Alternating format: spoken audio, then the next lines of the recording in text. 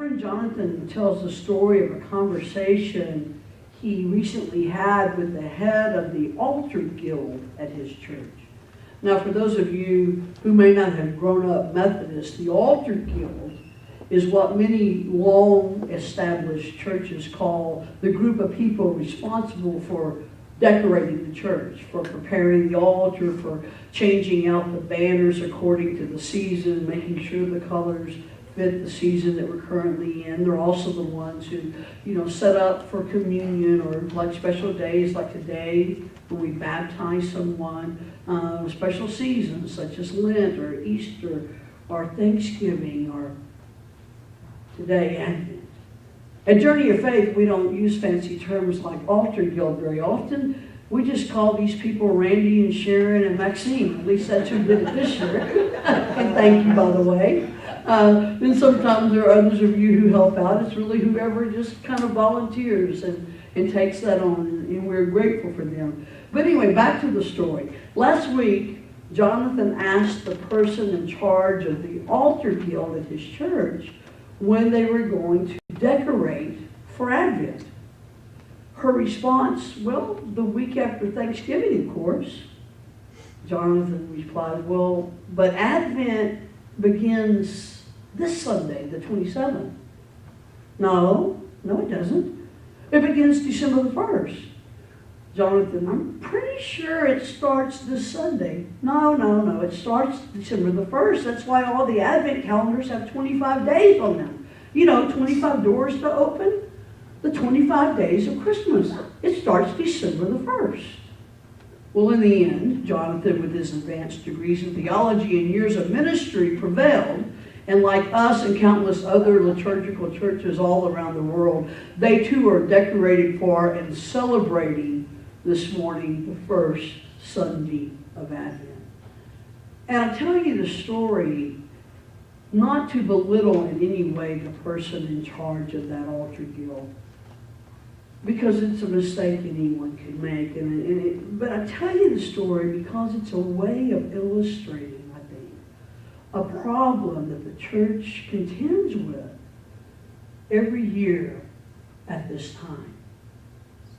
And that's how do we help people make a distinction between the Christmas of popular culture and the preparation for the coming of Christ we in the church call the season of Advent. Now, Advent can be a strange and confusing notion, especially for those of you who did not grow up in church traditions in which it was celebrated, and yes, even for some of those who did. So what is Advent? The word itself comes from the Latin adventus, which means coming. And in the church, it is a season of expectant preparation. Beginning 4 Sundays before Christmas, it's a time for preparing our hearts and our minds for the birth of Jesus the Christ, the baby of Bethlehem, but also for Christ's promised return, however you understand that. Now, many people think of the latter as something that is yet to be, something that will occur at the consummation of the world, when the end times, as some call it, when the world as we know it comes to a close and we all go to be with God. I prefer to think of Christ's coming as something that happens again and again and again, anytime we open our hearts and our minds to His presence in us. But either way, it's a season of expectation and preparation that does begin 4 Sundays before Christmas, and it goes through Christmas Day, when we celebrate once again the incarnation, the birth of the Christ child, God's choosing to become one with us by becoming one of us, by taking on our human form in the person of Jesus, in order to fully show us just how much we are loved and the lengths to which God will go to be in relationship with those God created, with us. Well, folks, I don't know about you, but that's some kind of love. The late Frederick Buechner once described Advent with these words: "In the silence of the midwinter dusk, there is far off in the deeps of it somewhere a sound so faint that for all you can tell, it may be only the sound of the silence itself. Hold your breath to listen. You walk up the steps to the front door. The empty windows on either side of it tell you nothing or almost nothing. For a second, you catch a whiff in the air of some fragrance that reminds you of a place you've never been and a time for which you have no words. You're aware of the beating of your heart. The extraordinary thing that is about to happen is matched only by the extraordinary moment just before it happens. And Advent is the name of that moment. So yes, here we are, the first Sunday in Advent. But as you no doubt have noticed, by the time Advent comes around in the church, the world in which we live has already rushed headlong into Christmas. Black Friday has come and gone, gifts have been bought and possibly even wrapped. Santa is at the mall and will soon be coming to Journey of Faith. In stores and around town, decorations have been up for weeks, and now even our homes are all decked out with holiday cheer. For many, the tree is up, the lights are hung, and K-Love is playing Christmas music pretty much around the clock. And there's nothing wrong with that. I'm not criticizing that at all.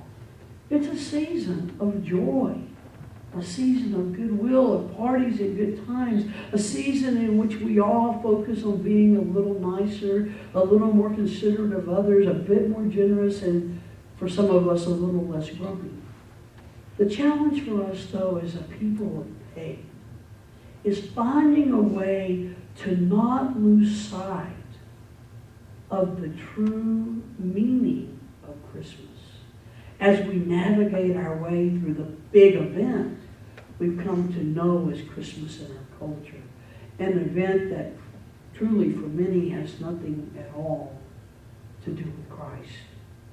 So while all around us people are celebrating this overhyped pseudo-Christmas, we in the church are tasked with a more serious observance.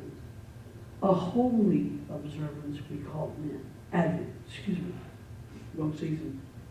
And it is to this observance, this time of expectant preparation, to human yearnings that are both real and profound, that I think this passage from Isaiah speaks.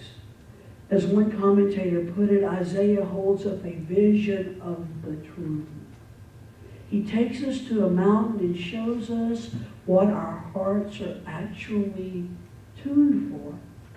From the highest mountain, God's presence will be made known, and people everywhere will be drawn to God from all nations, all cultures, all races, all walks of lives. They will converge out of a shared desire to learn more about God's ways.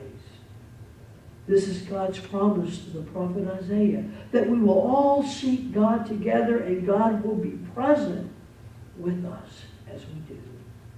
Together, we will learn the ways of God and we will be changed.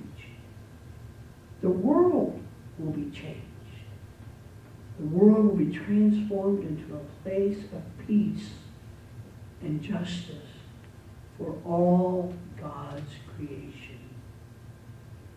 It's a lofty vision, for sure, a seemingly impossible dream.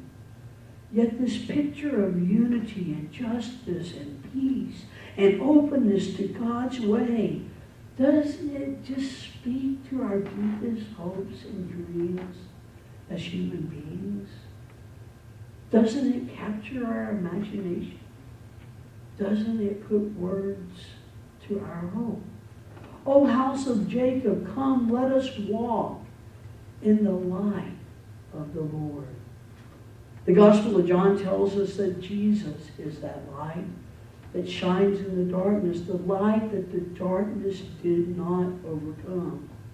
So on this first Sunday of Advent, I want to invite you on a journey that will hopefully help us keep our focus on the real meaning of Christmas. A journey that will take us to the manger in Bethlehem, but will also take us beyond. A journey on which we will encounter not just the cute baby Jesus wrapped up in swaddling clothes, but also the adult Jesus, the grown-up man who became a powerful teacher and prophet, the Son of God who spoke truth to power, who challenged the status quo, who invited those he encountered to join him in a new way of doing things, into a new way of relating to the world in which they live. We know from Scripture that those who accepted his invitation to join him on the journey were forever changed by that invitation and their acceptance of it. They were transformed by their encounter with the Christ, and the world as they knew it was turned upside down. The good news is that the invitation still holds. And each of us is invited to enter into a life-changing relationship with God through Jesus the Christ. It's ours for the taking, but to be sure, if we choose to accept it, like those first followers of Jesus, we will not remain unchanged. The relationship that God offers is one that is transformative. It is life-altering, and if we take it seriously, it has the power to still turn our world upside down. So what do you say? Are you up for the journey? Do you want to meet this Jesus? I'll admit it's a risky adventure. And I promise your life will never be the same. So the question that I want to start the journey with is, do you really want to go? Or would you rather play it safe and keep on doing things the way you've always done them? Because really, it's up to each of us how we answer. Do you really, really